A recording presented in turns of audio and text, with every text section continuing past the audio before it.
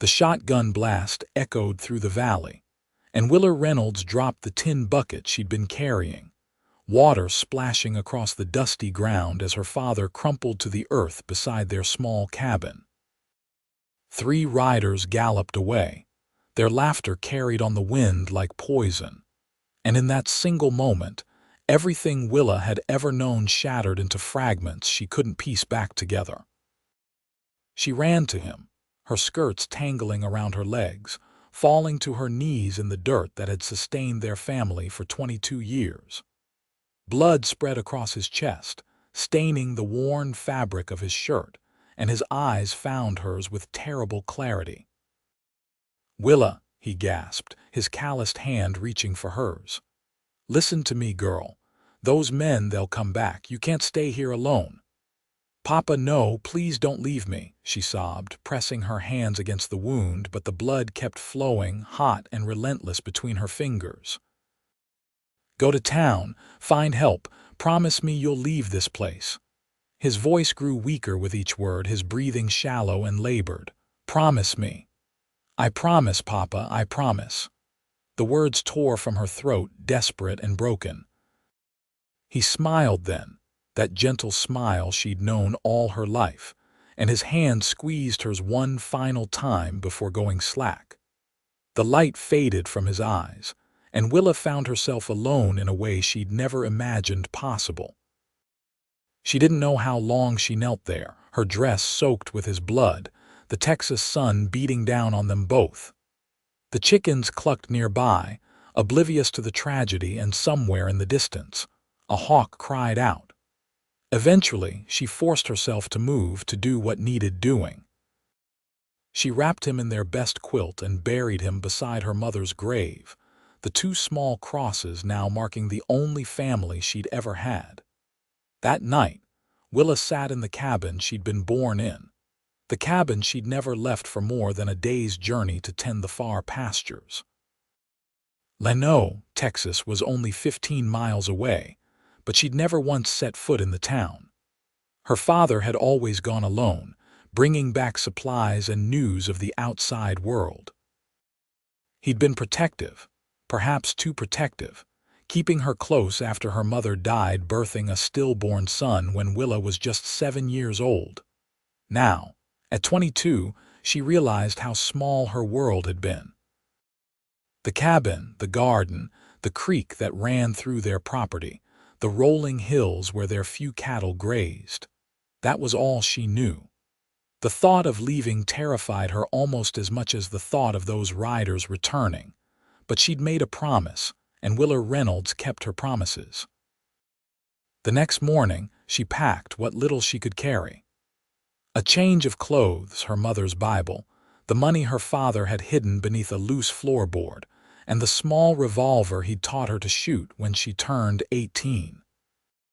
She looked at the cabin one last time, memorizing every detail, knowing she might never return. The walk to Llano took most of the day. Her feet ached in her worn boots, and the sun seemed determined to bake her through her bonnet. She'd never walked so far, never been so completely alone. Every sound made her jump. Every shadow seemed threatening. But she kept moving, putting one foot in front of the other, because there was nothing else to do. Llano appeared on the horizon as the sun began its descent, a collection of wooden buildings clustered along the Llano River. It looked bigger than she'd imagined, more intimidating. Horses lined the hitching posts, and people moved along the street with purpose and confidence she couldn't fathom. She stood at the edge of town, suddenly paralyzed with uncertainty. A woman in a blue dress noticed her standing there and approached with a kind smile. "Are you all right, dear? You look lost." "I'm looking for the sheriff," Willa managed, her voice hoarse from disuse and grief. "Just down the main street, can't miss it. Are you in some kind of trouble?" Willa nodded, unable to form words, and the woman's expression softened with concern. She guided Willa through the street, past the general store and the saloon, to a small office with iron bars on the windows. Inside, A portly man with a silver star pinned to his vest looked up from his desk. "Sheriff Matthews, this young woman needs help," the woman said before slipping away. Willa told him everything. The Ryders, her father's murder, the warning he'd given with his dying breath. The sheriff listened, his expression growing grimmer with each detail. "I'm real sorry for your loss, Miss Reynolds," he said when she finished. "Those men sound like part of the Carson gang. They've been causing trouble up and down the territory, stealing cattle, terrorizing homesteaders. We've been trying to track them for months. What do I do?" Willa asked, feeling smaller than she ever had. Sheriff Matthews sighed heavily. "Truth is, you can't go back to that cabin alone. It's not safe, and without your father there to work the land, you won't be able to maintain it anyway. Do you have any family? Anyone who could take you in?" She shook her head. Her father had been an only child, her mother's family all back east and long out of contact. "Well then," the sheriff said slowly, "I suppose you'll need to find work here in town. Mrs. Henderson runs a boarding house. She might have a room. And I know the general store has been looking for help since old Mr. Peterson's daughter moved to Austin."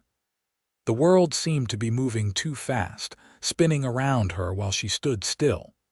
Yesterday she'd had a home, a father, a life she understood. Now she had nothing but the clothes on her back and a future as blank and terrifying as a starless sky. Mrs. Henderson did have a room, a small space under the eaves that smelled of lavender and old wood. The boarding house was full of interesting people, the widow told her. Merchants, a schoolteacher, and a mountain man who came down from the hills every few months for supplies. "He's up there now, actually," Mrs. Henderson said, pointing to the ceiling. "Room right above yours. Name's Ryder Thornton. Been trapping and hunting in the wilderness for near about 10 years. Keeps to himself mostly, but he's always been respectful. Pays on time, doesn't cause trouble." Willa barely heard her, exhaustion finally catching up with grief. She thanked the widow and collapsed onto the narrow bed, falling into a sleep haunted by gunshots and her father's dying eyes. She woke to the sound of heavy footsteps on the stairs. For a moment, she forgot where she was, panic seizing her chest until the events of the previous days came flooding back. The footsteps passed her door and continued down, and curiosity drew her to her small window. Below, in the early morning light, she saw him.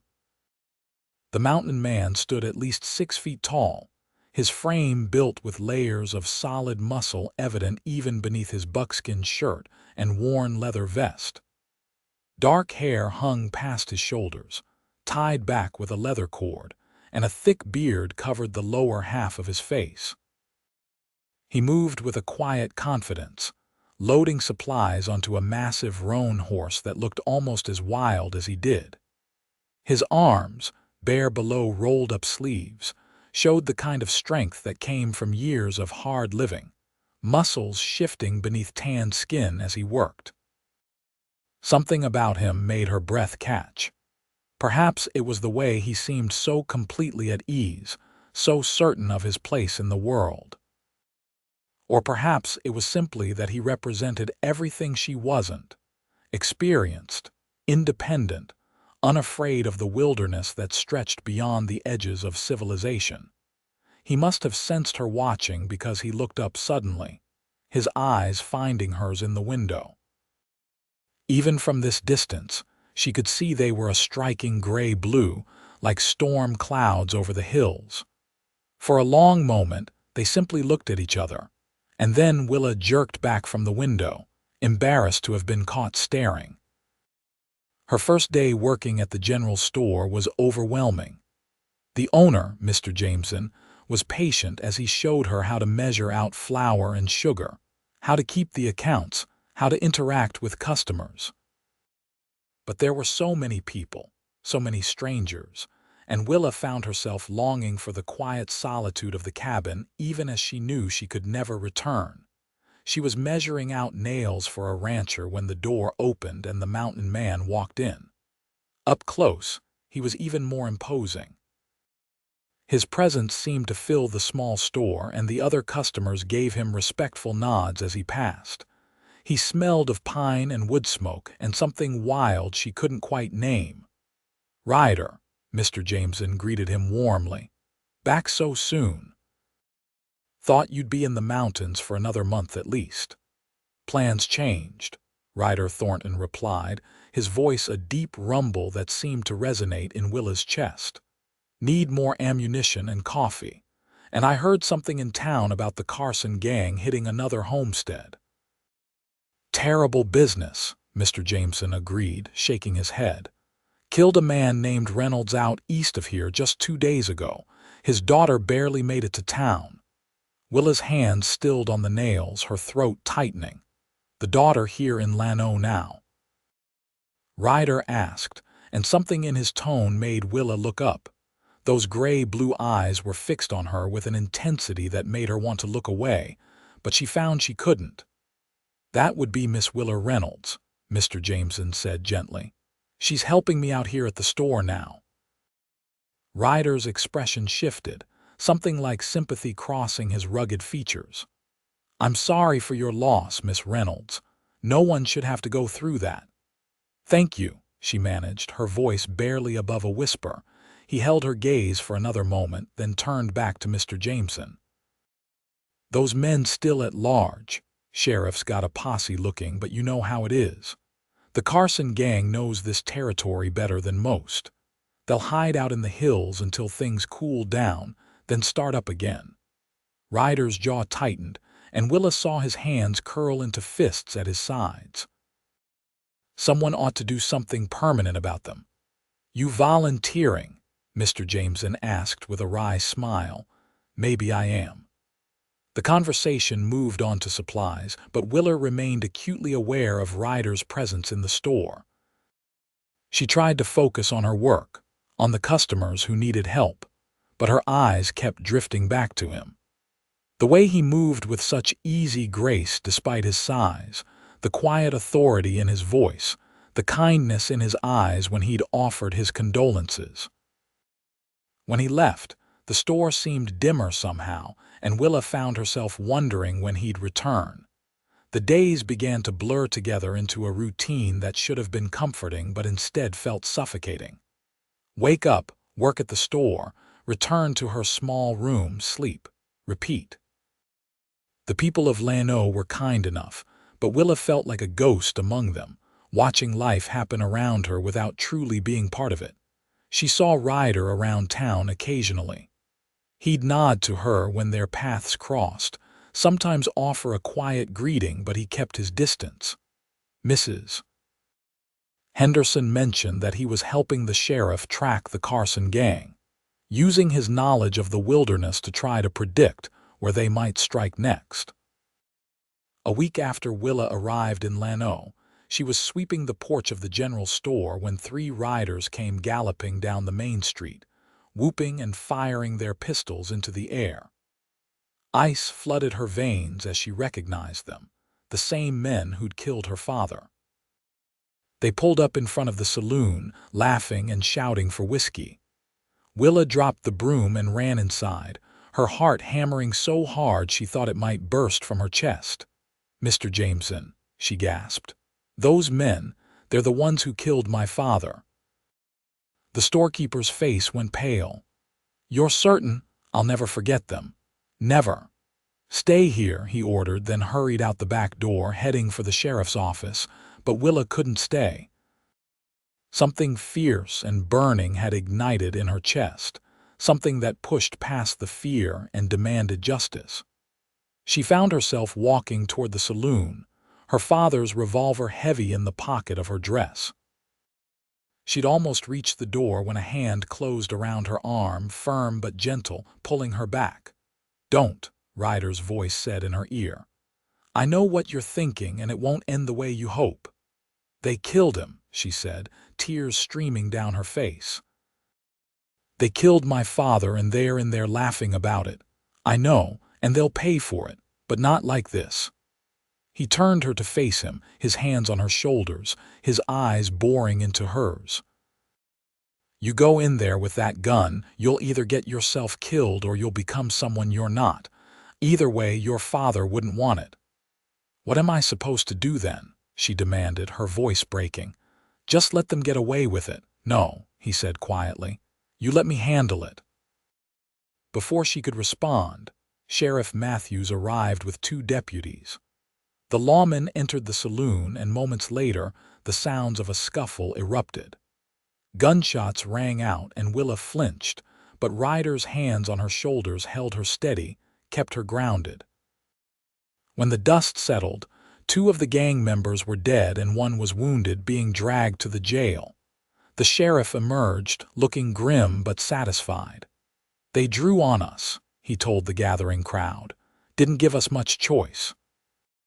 But the one we got alive is singing like a bird, telling us where the rest of the gang is hiding out."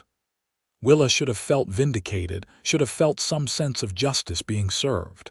Instead, she just felt empty. "Come on," Ryder said gently, guiding her away from the crowd. "You need to sit down."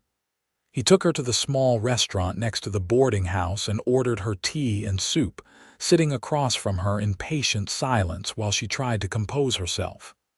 "I don't know what I'm doing," she finally admitted. "I don't know how to live like this in town around all these people. I spent my whole life on that homestead, and now it's like I'm in a foreign country." "I know the feeling," Ryder said, surprising her. "I grew up in St. Louis before the war. Big city, lots of people, lots of noise. Hated every minute of it. After I came back from fighting, I couldn't stand being closed in anymore, so I headed west, kept going until the only voices I heard were the wind and the wildlife." "You live all alone out there?" Willa asked, momentarily distracted from her own misery. "Mostly. I've got a cabin in the mountains about 3 days' ride from here. Come down for supplies every few months, check in with civilization, then head back." He paused, studying her with those intense eyes. "But I understand it's different for you. You didn't choose this. It was forced on you." "I don't belong here," she whispered, "but I don't have anywhere else to go." Ryder was quiet for a long moment, his fingers drumming thoughtfully on the table. "Your father's land, what happened to it?" "I don't know. I haven't thought about it. I suppose it just sits there empty now." "Land like that doesn't stay empty long. Squatters will move in, or the bank will claim it for back taxes if there are any.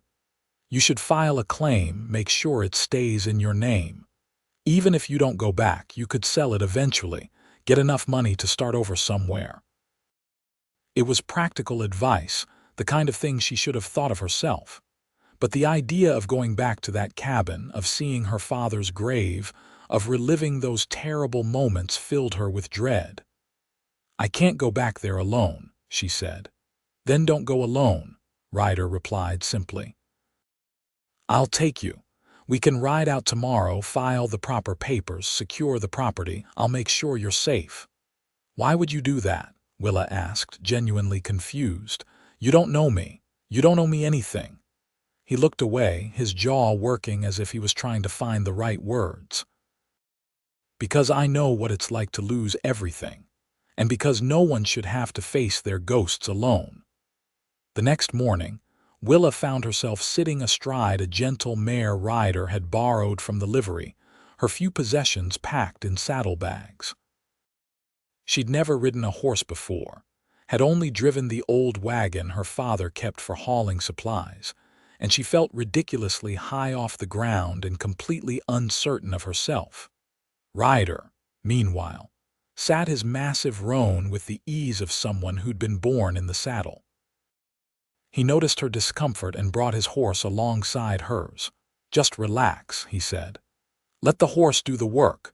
She knows the way and she's gentle as a lamb. Her name's Daisy." "Daisy," Willa repeated, running her hand along the mare's neck. The horse nickered softly, and some of Willa's tension eased. They rode out of Llano in the early morning coolness, the sun just beginning to paint the sky in shades of pink and gold. As they left the town behind, Willa felt a strange mixture of fear and excitement. The world beyond Llano seemed impossibly vast, the rolling hills and endless sky both beautiful and terrifying. Ryder kept the pace easy, clearly mindful of her inexperience. He pointed out landmarks as they rode, teaching her to read the land the way he did. A bent tree that marked a spring, the type of tracks that indicated deer versus cattle, the way the clouds gathering on the horizon promised rain by evening. "You really know this country," Willa said, impressed despite herself. "I've spent enough time in it," Ryder replied. "The wilderness will teach you everything you need to know if you're willing to listen. Most people aren't. They try to bend it to their will instead of learning to move with it." "Is that what you do? Move with it?" He considered this. "I try to. Some days I'm better at it than others." They stopped at midday to rest the horses and eat the lunch Mrs. Henderson had packed for them. Sitting in the shade of a cottonwood tree beside a small creek, Willa found herself relaxing in a way she hadn't since before her father's death. "Tell me about the mountains," she said suddenly. "Where you live." Ryder's face softened, and she realized it was the first time she'd seen him look truly content. "It's different up there, quieter. The air smells like pine and snow, even in summer. There are meadows so full of wildflowers it looks like someone spilled paint across the ground. Elk herds move through in the fall, hundreds of them, and the nights you've never seen stars like you see in the mountains. It sounds beautiful. It is." He looked at her then, something shifting in his expression. "You'd like it, I think. It's not so different from your homestead. Just bigger, wilder, more free." "I've never been free," Willa said quietly. "I've been safe, protected, kept close, but never free." "Would you want to be?" The question hung in the air between them, weighted with possibilities Willa wasn't sure she understood. Before she could answer, Ryder stood, offering her his hand. "Come on, we should keep moving if we want to reach your place before dark." His hand was warm and calloused, strong enough to pull her effortlessly to her feet. Willa found herself reluctant to let go, and from the way Ryder's fingers lingered on hers, she thought maybe he felt the same. They reached the cabin as the sun was setting, painting the familiar landscape in shades of amber and shadow. Willa's chest tightened at the sight of it, memories flooding back so vividly she could almost see her father walking out the door, could almost hear his voice calling her in for supper. "You all right?" Ryder asked, his horse close beside hers. "I don't know," she admitted. He dismounted and came to help her down, his hands spanning her waist as he lifted her from the saddle with easy strength. For a moment, she was pressed close against his chest, could feel the solid warmth of him, could smell that scent of pine and leather and wilderness that seemed to cling to him. Then her feet were on the ground and he was stepping back, giving her space. "I'll check the perimeter, make sure no one's been around," he said. "You go on inside if you're ready." The cabin was exactly as she'd left it, frozen in time like a photograph. Her father's coat still hung on its peg by the door. His pipe sat on the mantel, half full of tobacco. The dishes she'd washed the morning of his death were stacked neatly beside the basin. Willa moved through the rooms like a ghost herself, touching familiar objects, remembering. This was where her mother had taught her to read. This was where she'd learned to cook, to sew, to do all the things a woman needed to know. This was where she'd been happy in her small, circumscribed way. But standing here now, she realized how truly small it had been. One room for living and cooking, one small bedroom she'd shared with her father after her mother died. The loft where she'd slept as a child. The garden out back. The barn with its empty stalls. This had been her entire world, and now she couldn't imagine going back to it. Ryder returned as darkness fell, reporting that the property looked secure. He built a fire in the hearth and made coffee while Willa gathered what few items she wanted to keep. Her mother's wedding ring, her father's watch, a quilt her grandmother had made. Everything else could stay or be sold with the property. "You thinking you'll sell then?" Ryder asked, watching her pack. "I think I have to," Willa said. "What else would I do with it? I can't work it alone and I can't live here alone. It's too far from everything, too isolated." "Some people like isolated. Do you?" He smiled slightly. "I'm not most people." They ate a simple dinner of beans and bacon, sitting by the fire as the night pressed in around the cabin. Willa found herself telling Ryder stories about growing up here, about her father's gentle nature and her mother's strength, about the small joys and struggles of homestead life. In turn, Ryder shared pieces of his own history. Growing up as the son of a wealthy merchant, the expectations and pressures that had weighed on him. The war, though he spoke of that only briefly and with obvious pain. The decision to leave everything behind and head west to find himself in the wilderness. "You ever regret it?" Willa asked. "Leaving your family, your old life?" "No," Ryder said without hesitation. "That life wasn't mine. It was something built for me by other people. This life out here, it's the first thing that's ever truly belonged to me. But don't you get lonely?" He looked at her then, the firelight casting shadows across his rugged features. "Sometimes, but I've always figured loneliness was better than living a lie." They sat in comfortable silence after that, the fire burning low.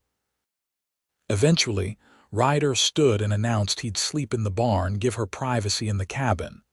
"You don't have to," Willa said quickly. "I mean, there's room. You could take my father's bed and I'll sleep in the loft like I used to."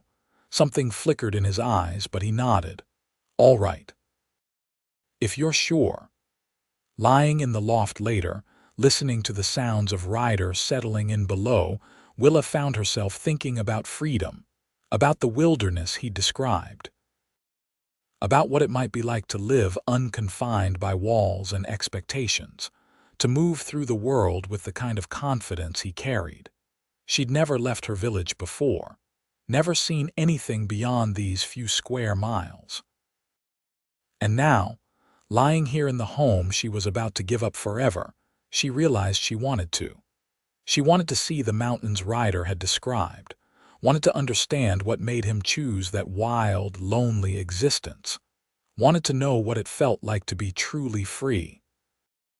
The next morning, they rode to Llano and filed the necessary papers to establish Willa's ownership of the property. The land office clerk said it could be months before anyone showed interest in buying it, but at least it was legally secured in her name. "What will you do now?" Ryder asked as they left the office. Willa took a deep breath, gathering her courage. "I want to see it, the wilderness, the mountains, everything you've told me about." Ryder stopped walking, turning to look at her with surprise. "That's not a Sunday ride, Willa. It's 3 hard days to my cabin, through country that can kill you if you're not careful. Wild animals, sudden storms, flash floods, cliffs that drop away to nothing. I know it's dangerous, but I've spent my whole life being safe, being protected, and what did it get me? I'm still alone. I'm still lost. Maybe if I see something bigger, something wilder, I'll understand how to fit into this world. Or maybe you'll just get yourself killed. Then at least I'll have tried to live first," Willa said fiercely. "Please, Ryder, you said you'd show me. You said no one should face their ghosts alone. Well, I'm asking you to help me face the future instead." He studied her for a long moment, and Willa could see the war going on behind his eyes. Finally, he sighed, running a hand through his long hair. "If we do this, you follow my lead. No arguments, no hesitation. Out there, a second of delay can be the difference between life and death. You understand?" "I understand. And we do this properly. We get you outfitted with real trail clothes, proper boots, supplies that'll hold up in the backcountry. None of this going off half prepared." Whatever you think is necessary."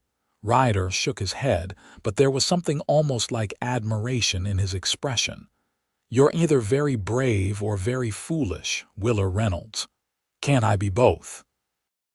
That earned her a genuine laugh, the first she'd heard from him, and the sound warmed something deep in her chest. They spent the next 2 days preparing. Ryder took Willa to a seamstress who made her practical riding clothes, split skirts that would allow her to ride astride properly, sturdy shirts, a warm jacket.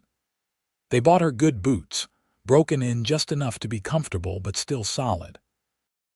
Supplies were carefully selected: dried meat, beans, coffee, flour, salt, ammunition for her revolver and Ryder's rifle.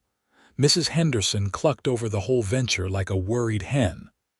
"I'm not saying it's improper," she told Willa, "but people will talk."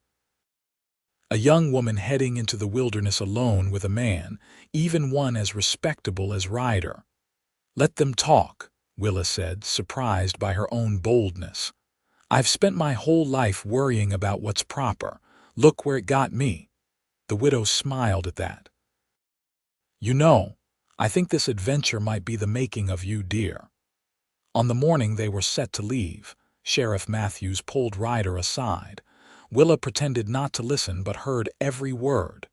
"You taking on a responsibility here, Ryder," the sheriff said. "That girl's been through hell. Don't add to it." "I have no intention of hurting her," Ryder replied, his voice tight. "I'm not talking about that kind of hurt. I'm talking about making promises you can't keep, showing her a world she can't have. You're a good man, but you're not a settling down man. We both know that." "I know what I'm doing. Do you? Because from where I stand, you're looking at her the way a man looks at something he wants to keep." There was a long silence, then Ryder said quietly, "That's my business, Sheriff. Just don't break her heart. She's had enough pain." Willa's cheeks burned as she pretended great interest in adjusting her saddlebags. Was it true? Did Ryder look at her differently? And if he did, how did she feel about that? They left Llano in the gray light before dawn, riding northeast toward the hills that would eventually become mountains. Willa sat her mare with more confidence now, the 2 days of practice having helped her find a rhythm with the horse.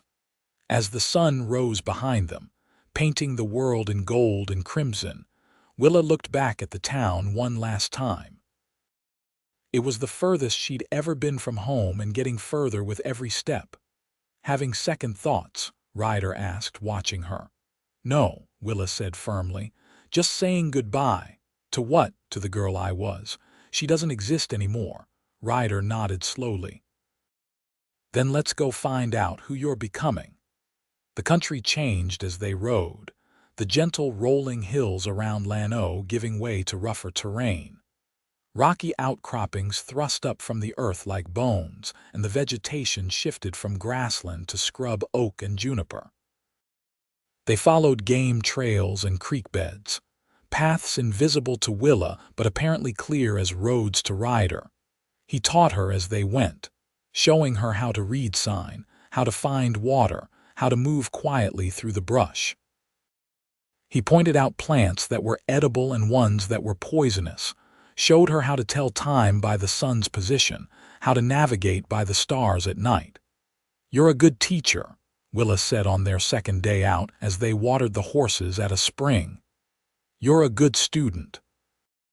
Most people don't pay attention the way you do. I never had much chance to learn things before. My father taught me what he knew, but it was all focused on the homestead. This feels different, bigger." "It is bigger," Ryder agreed. "Out here, you're part of something ancient and wild. The rules are different, simpler in some ways, more complicated in others." That night, they made camp in a grove of live oaks, and Ryder showed Willa how to build a fire that would burn clean and leave little smoke.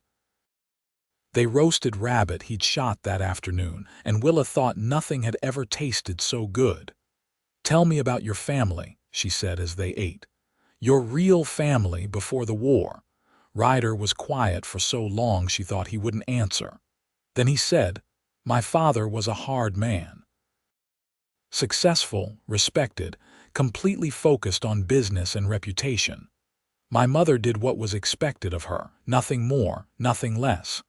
I had two older brothers who followed perfectly in my father's footsteps. And you didn't want that. I couldn't breathe in that life. All the rules, the expectations, the constant performance of being someone I wasn't. When the war started, I enlisted partially out of duty and partially to escape. Thought maybe I'd find myself in the chaos. Did you? No, I just found more death and ugliness than any man should see." His voice went hard, distant. "When it ended, I went home thinking maybe I'd changed enough to fit, but I hadn't. I'd just gotten worse at pretending. So I took what money I'd saved, bought supplies, and headed west. Haven't been back since. Do you miss them? Sometimes I miss the idea of them. But the actual people? No, we were strangers who happened to share blood." Willa understood that better than she wanted to. "I loved my father, but sometimes I wonder if he kept me so close because he loved me or because he couldn't bear to be alone." "Maybe both," Ryder said gently. "Love's complicated like that." The third day brought them into true mountain country. The hills became steep, pine forests thick and dark on their slopes. The air grew cooler, crisper, scented with evergreen and stone. Willa's body ached from days in the saddle, but she refused to complain, determined to prove she could handle this. They crested a ridge in late afternoon, and Ryder pulled his horse to a stop. "There," he said, pointing. Below them, a valley spread out like something from a dream. A crystal stream wound through meadows so green they seemed to glow in the slanting sunlight. Wildflowers dotted the grass in purple and yellow and red, and at the far end, nestled against the tree line, stood a cabin built of rough-hewn logs. "That's your home," Willa breathed. "That's my home," Ryder confirmed. "Come on, let's get you there before dark." The cabin was larger than Willa expected, solidly built with a stone chimney and shuttered windows. Inside, it was surprisingly comfortable, with a real bed, a table and chairs, shelves lined with books and supplies neatly organized along the walls.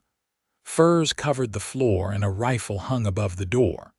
"It's wonderful," Willa said, turning in a slow circle. "You built all this yourself?" "Over several years," Ryder said, looking pleased by her reaction. "Keeps me busy in the winter when the trapping's done." He showed her around like a man proud of his work. The cold cellar dug into the hillside behind the cabin where he stored meat and vegetables. The barn where his pack horse and supplies lived during the colder months. The creek that provided fresh water year-round. "You could live here forever and never want for anything," Willa said. "That's the idea." As the sun set, they stood on the porch looking out over the valley. The sky turned 1,000 shades of pink and orange and purple, colors so vivid they seemed unreal. Birds called from the forest, and somewhere in the distance an elk bugled. "Thank you," Willa said softly, "for bringing me here, for showing me this." Ryder looked down at her, and in the fading light, his expression was unguarded in a way she'd never seen. "I'm glad you wanted to see it." They stood close enough that Willa could feel the warmth radiating from his large frame, could see the pulse beating in his throat. The air between them seemed charged with possibility, with all the things neither of them had said. Then Ryder stepped back, clearing his throat. "I'll get dinner started. You must be hungry." Over the next week, Willa fell into the rhythm of Ryder's mountain life. She learned to fish in the clear streams, to identify animal tracks, to move silently through the forest. Ryder taught her to shoot properly, correcting her stance and aim until she could hit a target consistently. He showed her which plants could heal and which could harm, how to read the weather in the clouds, how to find her way using landmarks and instinct. But more than skills, Willa learned something about herself. She was stronger than she'd thought, braver, more capable. The wilderness that had seemed so terrifying from the safety of Llano felt like waking up, like finally using muscles she hadn't known she had. And through it all, she grew increasingly aware of Ryder, the way his hands moved with such confidence and grace, the rumble of his laugh when she did something that amused him, the patience with which he taught her, never condescending, always encouraging, the way his eyes would linger on her when he thought she wasn't looking. She caught herself watching him too, admiring the play of muscles in his arms as he split wood, the way his hair fell across his face when he bent over a task, the rare, devastating smile that transformed his usually serious expression. One afternoon, they climbed to a high ridge where the view seemed to stretch forever. Mountain ranges stacked one behind another into a hazy blue distance, and clouds cast moving shadows across the valleys below. "I never imagined anything like this existed," Willa said, breathless from the climb and the beauty. "I never knew the world was so big." "Most people live their whole lives in a small corner of it," Ryder said, "never see what's beyond their fence line. I almost did that. If those men hadn't killed my father, I might have lived and died on that homestead without ever knowing there was more. Would that have been so bad?" Willa considered this. "I would have been safe, probably content in my ignorance, but I wouldn't have been alive, not really. I wouldn't have been free. And now," she turned to look at him, this man who'd shown her a world beyond anything she'd imagined. "Now I am. Alive and free and terrified and exhilarated all at once. That's the wilderness," Ryder said softly. "It demands everything from you, but it gives back more than you knew existed. Is that why you stay? Part of it." He paused, then added, "I stay because out here I can be who I really am. No pretending, no expectations, no lies. Who are you really, Ryder Thornton?" He looked at her then with an intensity that made her breath catch. "I'm still figuring that out." They stood there on that high ridge, the wind whipping around them, and Willa felt something shift between them. Some invisible barrier crumbling, some truth demanding to be acknowledged. "I should go back," she said, though the words felt like ash in her mouth. "To Llano, I mean. I've been gone over a week. Mrs. Henderson will worry. Mr. Jameson might have given up my job." "Is that what you want, to go back?" "I don't know what I want," Willa admitted. "A month ago, I had a life I understood, even if it was small. Now everything's changed, and I don't know where I fit anymore." "Maybe you don't have to fit anywhere," Ryder suggested. "Maybe you just have to find where you want to be. And where do you want to be?"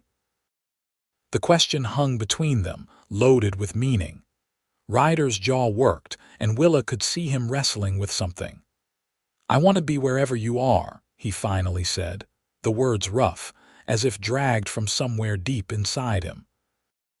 "And that terrifies me more than anything else in this wilderness ever has." Willa's heart hammered in her chest. "Why does it terrify you?" "Because I've spent 10 years building a life that doesn't need anyone, doesn't depend on anyone. And now here you are, and all I can think about is how empty this valley feels when you're not in it." "Ryder," she breathed, stepping closer to him. "You should know what you're getting into with me," he said urgently. "I'm not an easy man. I'm set in my ways, rough around the edges. I don't know how to be part of civilized society anymore. This cabin, these mountains, this is all I have to offer." "That's more than enough," Willa said. "Don't you see? This is more than I ever dreamed of having. You deserve more than a life of isolation with a man who doesn't know how to be anything but what he is." "What if what you are is exactly what I want?" Ryder stared at her, something fierce and hungry in his eyes. Then slowly, giving her every chance to pull away, he cupped her face in his large, calloused hands. His touch was gentle despite his size, reverent almost, as if she were something precious and fragile. "Tell me to stop," he whispered, "and I will." Tell me this isn't what you want, and we'll pretend this conversation never happened." "Don't stop," Willa said, rising on her toes to close the distance between them. "Don't you dare stop." He kissed her then, and it was like nothing Willa had ever imagined. His lips were warm and firm against hers, the kiss deep and claiming and tender all at once. His beard was soft against her skin, and she could feel the careful control in how he held her, as if he was afraid his strength might hurt her. But Willa wasn't afraid. She kissed him back with all the emotion that had been building inside her, all the longing and need and wonder. Her hands found his chest, feeling the solid muscle beneath his shirt, the strong beat of his heart. When they finally broke apart, both breathing hard, Ryder rested his forehead against hers. "I love you," he said simply. "I know it's fast, I know it's probably foolish, but there it is. I love you, Willa Reynolds." "I love you too," she whispered back. "I think I have since you first offered to help me, since you first showed me kindness when my world was falling apart." He kissed her again, deeper this time, and Willa felt like she was finally home, not in a place but in a person. In the strength of his arms, the warmth of his embrace, the wild, fierce love she could feel in every touch. They made their way back to the cabin as the sun set, walking close together, hands intertwined. That night by the fire, Ryder held her close and they talked for hours about everything and nothing. About childhoods and dreams, about fears and hopes, about the life they might build together. "Stay with me," Ryder said as the fire burned low. "Don't go back to Llano. Stay here in the wilderness with me. What about my property? The cabin, the land. We can ride back in the spring, handle whatever needs handling. But for now, just stay. Let me show you the whole wilderness like I promised. Let me teach you everything I know. Let me love you the way you deserve." Willa thought about Mrs. Henderson's boarding house, about the general store, about the dusty streets of Llano. Then she thought about waking up to mountain sunrises, about learning to truly live in this wild country, about building a life with a man who saw her as she truly was and loved her anyway. "Yes," she said, "I'll stay." The months that followed were the happiest of Willa's life. Autumn painted the mountains in brilliant golds and reds, and Ryder taught her to prepare for winter. They hunted together, Willa growing proficient with a rifle. They preserved meat, gathered firewood, stored vegetables in the cold cellar. Ryder showed her secret places known only to him. A waterfall hidden deep in the forest, a meadow where the wildflowers grew so thick you couldn't see the ground, a cave with ancient paintings on the walls left by people long gone. They worked together to expand the cabin, adding a second room with a real bed frame Ryder built by hand. He carved her name into the doorframe alongside his own, claiming her permanently as part of this place, this life. In the evenings, they would sit by the fire, Willa reading aloud from Ryder's collection of books while he worked on repairing gear or crafting things they needed. Sometimes he would play the harmonica he kept tucked away, filling the cabin with surprisingly sweet music. And at night, he would hold her close, his large frame wrapped protectively around hers, and Willa would marvel at how completely her life had changed. From the sheltered, naive girl who'd never left her father's homestead to this woman who could track a deer, skin a rabbit, and navigate by the stars. Winter came early to the mountains that year, snow falling in thick curtains that transformed the valley into something from a fairy tale. They spent long weeks snowed in, but Willa never felt trapped. The cabin was warm and comfortable, Ryder's company endlessly interesting. He taught her to play chess using a set he'd carved from wood, and they spent hours locked in strategic battle. He taught her songs from his childhood, and she taught him ones her mother had sung. They cooked together, laughing over failed experiments and celebrating successes. "I never thought I could be this happy," Willa admitted one night as they lay in bed, snow falling softly outside the windows. "Neither did I," Ryder said, running his fingers through her hair. "I thought I'd chosen solitude forever. Then you came along and reminded me that being alone and being lonely aren't the same thing. Were you lonely before? Every day. I just didn't let myself acknowledge it. And now—" He kissed her forehead. "Now I'm home." Spring came slowly, the snow melting gradually to reveal the valley reborn in green and growing things. Willa had changed during the winter, grown stronger and more confident. She could hunt and fish and trap as well as Ryder now, could read the weather and the land with ease. One warm afternoon in April, they were working in the garden Ryder had started years ago when Willa felt a wave of dizziness wash over her. She sat down abruptly, the hoe falling from her hands. "What's wrong?" Ryder was at her side instantly, concern etched across his face. "I don't know. I just felt dizzy all of a sudden." He felt her forehead, checking for fever, but she was cool to the touch. Has this happened before?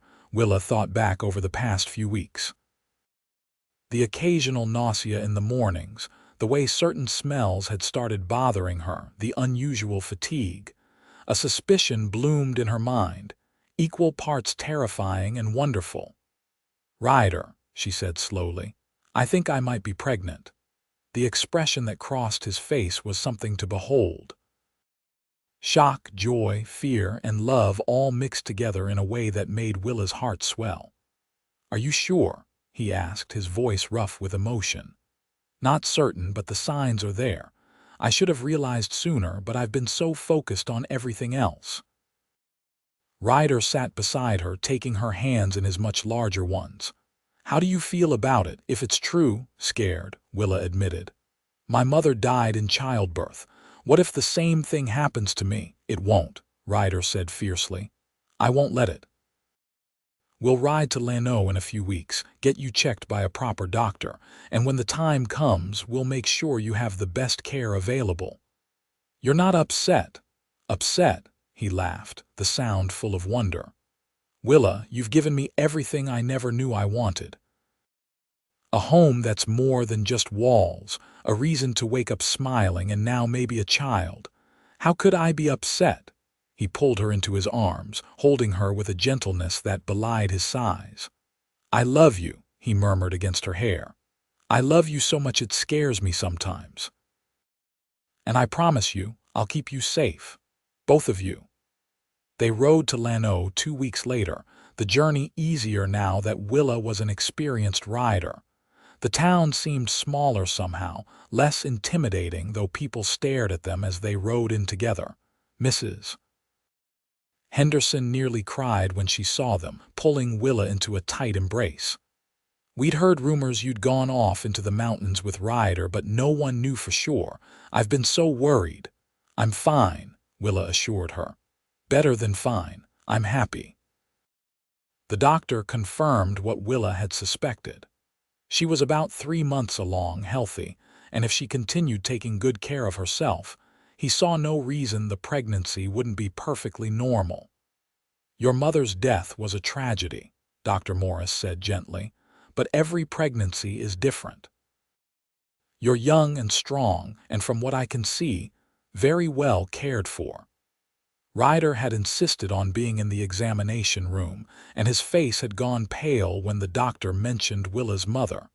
But when Dr. Morris gave his positive assessment, the color returned along with a smile that transformed his usually serious face.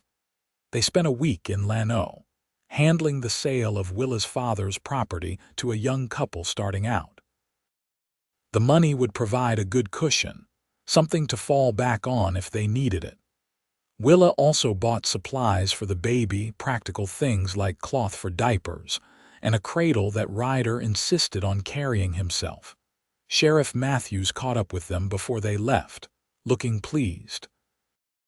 "The Carson gang's been dealt with," he told them. "The marshals tracked down the last of them up in Oklahoma territory. They won't be hurting anyone else." Willa felt a weight lift that she hadn't known she was still carrying. "Thank you for telling us. Figured you deserved to know." The sheriff looked at Ryder. "You taking care of her with my life," Ryder said simply. The sheriff nodded, satisfied. "Good man." On their last night in town, they stopped by the church and the young minister married them properly. Mrs.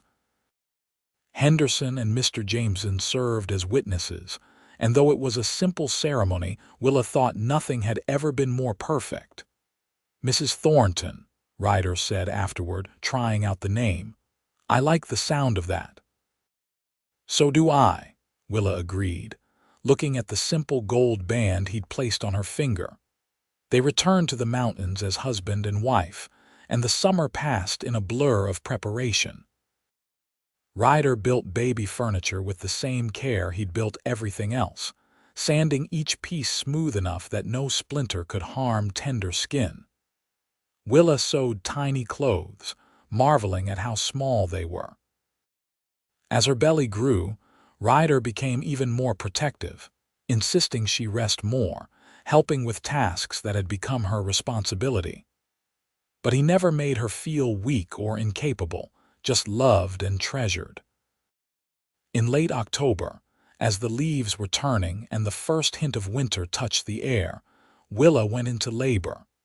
Ryder had convinced her to let him bring Dr. Morris up from Llano 2 weeks before her due date, and the older man had been staying in the barn, fishing and enjoying the mountain air while he waited. The labor was long and difficult, and there were moments when Willa understood her mother's fear. But Ryder never left her side, holding her hand, wiping her forehead, murmuring encouragement even when she screamed at him. Finally, as the sun rose on a new day, their son was born. He came into the world red-faced and squalling, healthy and strong, with his father's dark hair and his mother's eyes. "A boy," Dr. Morris announced, placing the baby in Willa's arms. "A fine, healthy boy." Ryder looked down at his son with an expression of such pure love and wonder that Willa started crying all over again. He touched the baby's tiny hand with one large finger, and the infant's fingers curled around it instinctively. "He's perfect," Ryder whispered. "You're both perfect." They named him Robert, after Ryder's grandfather, the one person from his old life he truly loved. And as Willa held her son and looked at her husband, she thought about how far she'd come from that terrified girl who'd never left her village. She'd lost so much, her father, her mother, her old life, but she'd gained so much more. Love, freedom, adventure, and now a family of her own. The wilderness had tested her and shaped her and ultimately given her everything she'd never known to dream of. The years that followed were filled with the kind of happiness that comes from building a life with purpose and love. Robert grew into a strong, curious boy who loved the mountains as much as his father did. Ryder taught him to track and hunt and read the land, while Willa taught him letters and numbers and the importance of kindness. When Robert was 3, a daughter joined them, blonde and blue-eyed like Willa had been as a child. They named her Rose, after Willa's mother, and she proved to be as wild and fearless as her brother was thoughtful and careful. The cabin grew to accommodate their expanding family, and the valley rang with children's laughter. Ryder proved to be a devoted father, patient and loving, his gruff exterior melting completely around his children. They made trips to Llano twice a year, maintaining enough connection to civilization to feel part of the larger world while keeping the wilderness as their true home. The children loved these trips, fascinated by the town and the people, but they were always eager to return to the mountains. Mrs. Henderson remained a faithful friend, sending letters and packages, keeping them updated on town news. Mr. Jameson retired, and his son took over the general store, but he always made sure to stock the specific supplies the Thorntons needed. On Robert's 10th birthday, As they all sat on the cabin porch watching the sun set over their valley, Willa reflected on the journey that had brought her here. 15 years since that terrible day when her father had died. 15 years since she'd walked into Llano, terrified and alone. "What are you thinking about?" Ryder asked, his arm around her shoulders. "How she'd never left her village before," Willa said softly. "That girl, how small her world was. And now—" Willa looked at their children playing in the grass, at the mountains rising all around them, at the man who'd shown her the whole wilderness and stolen her heart in the process. "Now her world is exactly the right size," she said. "Now she's home." Ryder kissed her temple, his beard tickling her skin in the familiar way she'd come to love. "We're all home." As darkness fell and the stars emerged overhead, more brilliant than they ever were in town, the Thornton family went inside their cabin. The fire crackled in the hearth, casting dancing shadows on the walls. The children settled into their beds with stories and kisses, and Ryder and Willa stood at their bedroom window, looking out at the wilderness that had become their kingdom. "You ever regret it?" Willa asked, though she knew the answer. "Giving up your solitude for all this chaos," Ryder laughed, the sound rich and warm. "Every single day I thank whatever force in the universe brought you to me. You didn't just give me a family, Willa. You gave me a reason to be human again." "You saved me too," she said, turning in his arms. "When I had nothing and nowhere to go, you showed me there was more to life than safety and fear. We saved each other then. We did." They stood there in comfortable silence, two people who'd found each other against all odds and built something beautiful from the ruins of their old lives. The wilderness stretched endlessly around them, wild and free and full of possibility, just like the love they shared. Years continued to pass, marked by seasons and celebrations, by challenges met and overcome. Robert grew tall and strong like his father, eventually building his own cabin in a neighboring valley, and marrying a girl from Llano who fell in love with mountain life the way Willa had.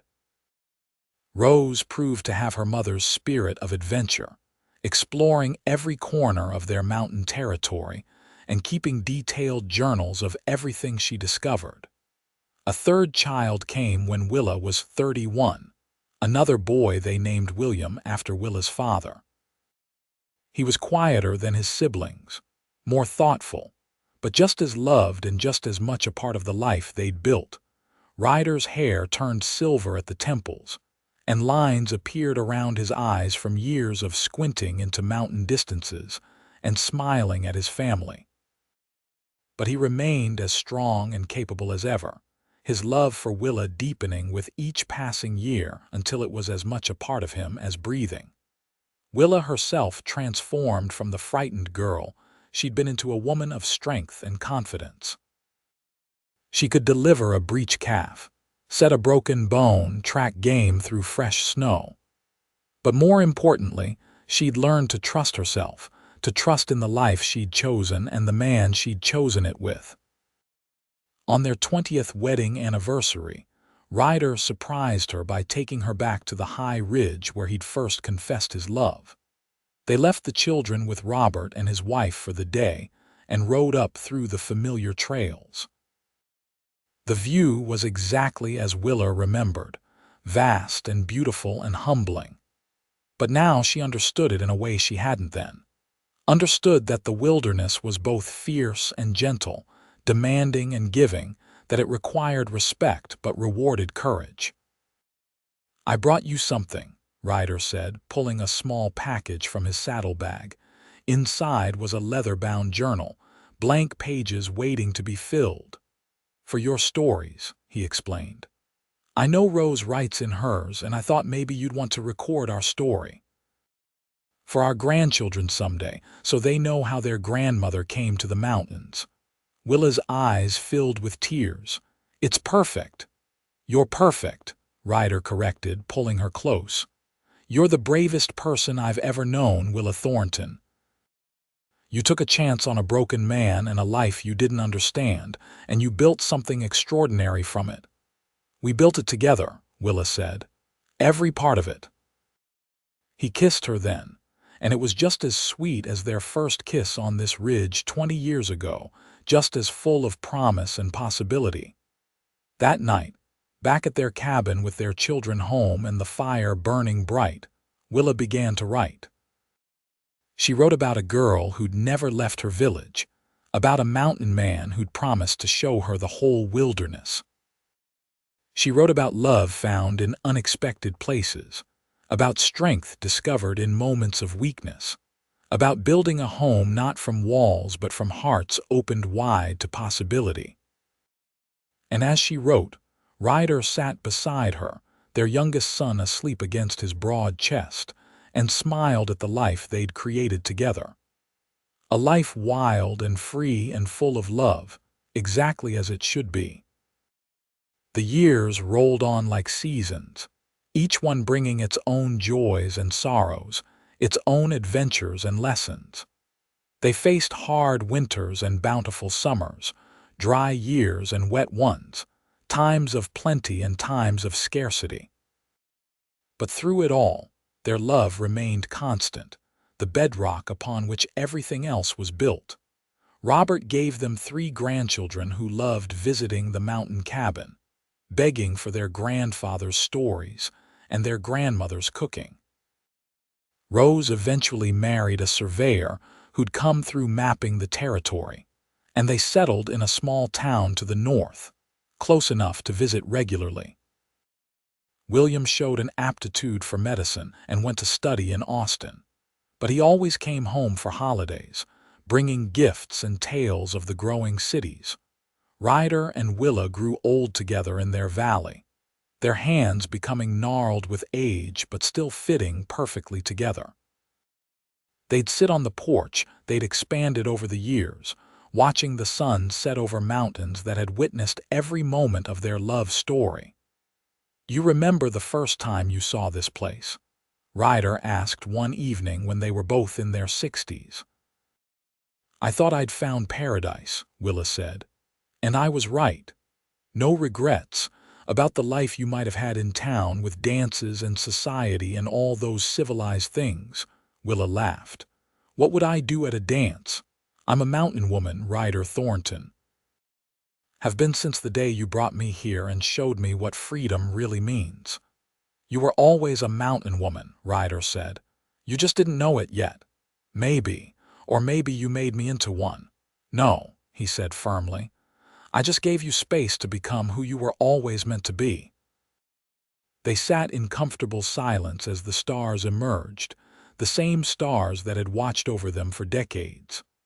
Somewhere in the forest, an owl called, and the creek that ran through their property sang its eternal song.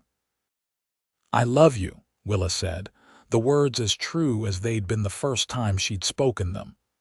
"I love you too," Ryder replied. "Today, tomorrow, and every day after that." When Ryder passed away at 73, it was peacefully in his sleep after a day spent fishing with his grandsons. Willa held his hand as the doctor confirmed what she already knew, and though her heart broke, there was gratitude mixed with the grief. Gratitude for the life they'd shared, for the love that had sustained them, for every precious moment they'd been given. She buried him on the ridge where he'd first told her he loved her, where the view stretched on forever and the wind blew free. Their children and grandchildren surrounded her, and as they said their goodbyes, Willa thought about how perfect it was. He'd lived as he'd wanted to, wild and free, and he'd died in the place he loved most, surrounded by the family he'd helped create. Willa lived another 10 years after Ryder's death, staying in the cabin they'd built together, tended by her children and visited often by her grandchildren and great-grandchildren. She finished writing their story, every detail preserved in the journal Ryder had given her, and she made sure each of her children had a copy. On her final day, surrounded by family, Willa looked around at the faces she loved and saw Ryder in all of them. His strength, his kindness, his wild spirit living on in the generations they'd created together. "Tell them," she whispered to Rose, who held her hand. "Tell all the children who come after. Tell them about the girl who never left her village and the mountain man who showed her the whole wilderness. Tell them that love is the greatest adventure of all." "We will, Mama," Rose promised, tears streaming down her face. "We'll make sure they never forget." Willa smiled, feeling the pain slip away, feeling something like wings unfurling in her chest.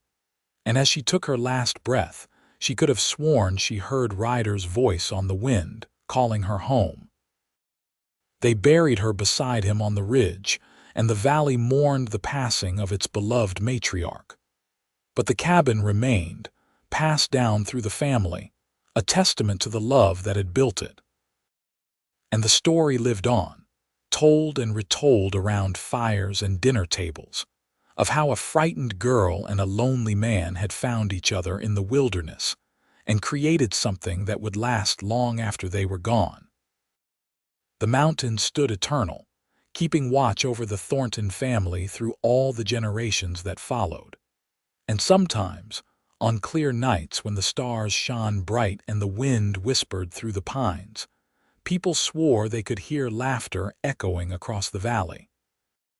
The sound of two souls who'd found their home in each other, dancing together in the wilderness they'd loved, their love story written in the very bones of the mountains themselves. It was a story of courage and transformation, of stepping into the unknown and finding not fear but freedom. It was a story of how the wilderness could break you and remake you, could take everything away and give back something even more precious. But most of all, it was a story of love, the kind of love that endures beyond death, beyond time, beyond anything the world can throw at it. And in the end, that's what the Thornton legacy became. Not the land they owned or the wealth they accumulated, but the love they shared and the example they set. They taught their children and their children's children that home isn't a place but a person, that safety isn't found in walls but in trust, and that the greatest adventures begin when you're brave enough to step beyond the familiar. The girl who'd never left her village had seen the whole wilderness and found it beautiful. The mountain man who'd lived alone had discovered that the truest strength comes from opening your heart. And together, they'd built something eternal, a love story that would echo through the ages, inspiring anyone brave enough to take a chance on the unknown. Their story ended not with sadness but with triumph, not with loss but with legacy. Because true love never really dies. It transforms, evolves, continues in the lives it touches and the hearts it changes. And in that mountain valley, where wildflowers still bloom and eagles still soar, where the creek still sings and the stars still shine, the love of Ryder and Willa Thornton lives on, as wild and free and beautiful as the wilderness itself.